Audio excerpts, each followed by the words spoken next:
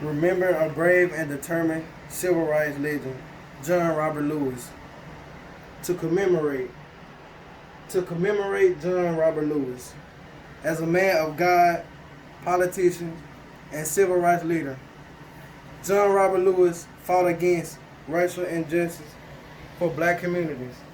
His bravery, his nonviolent behavior, and his determination broke racial barriers as he strived for change.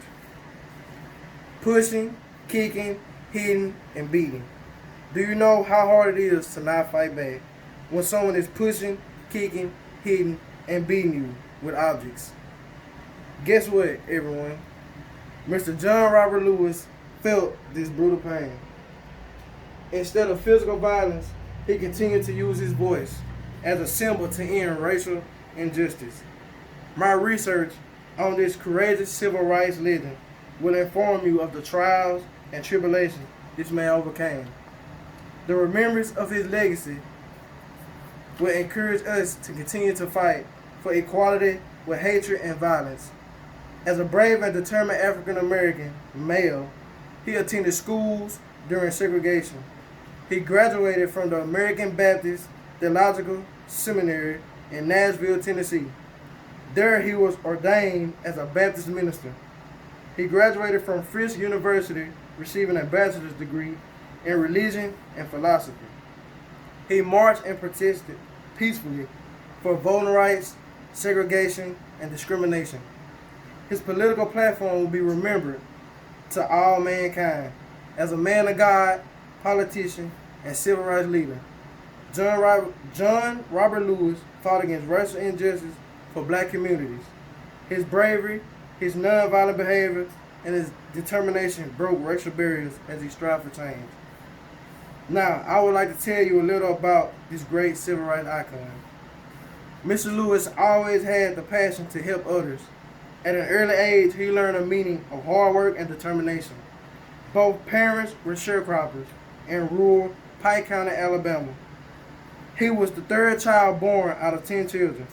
According to a biography on the biography of John Robert Lewis website, during childhood, his aspiration was to become a preacher.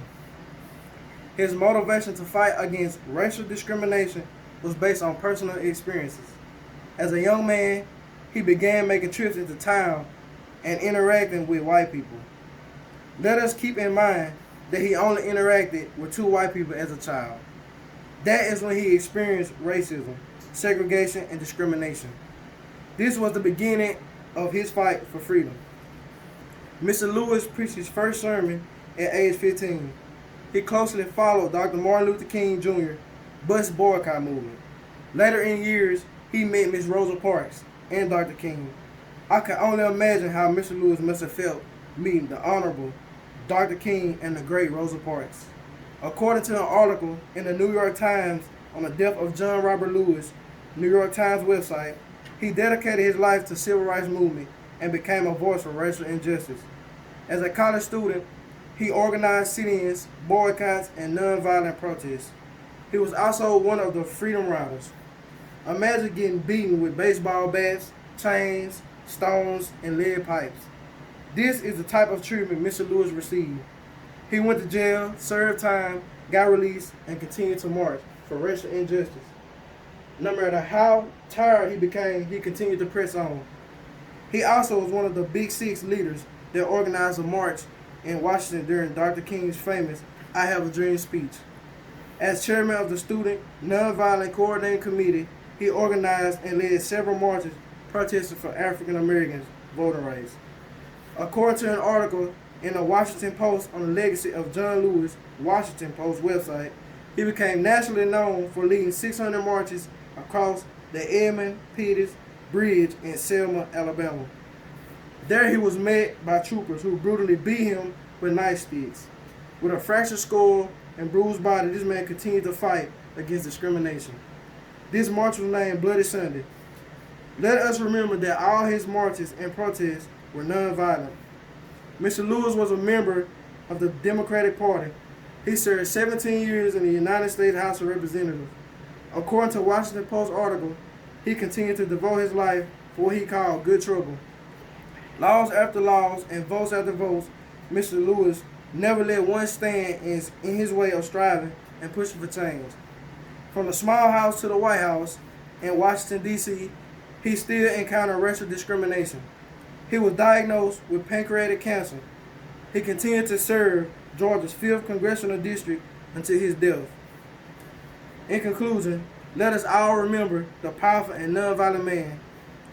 Mr. Lewis built a platform for all of us to follow. Equality, kindness, bravery, and determination should help us overcome all trials and tribulations placed in our paths. He fought for what is right and never backed down. Mr. Lewis once stated, "I say to people today, you must be prepared if you believe in something. If you believe in something, you have to go for it. As individuals, we may not live to see the end." This quote is listed on all of Mr. Lewis' famous quotes. He served 17 years in Congress representing a large Georgia district. Although his health deteriorated, the fight for freedom continued to motivate him. Like Mr. John Robert Lewis, we also act of kindness and continue to peacefully end racism with good trouble.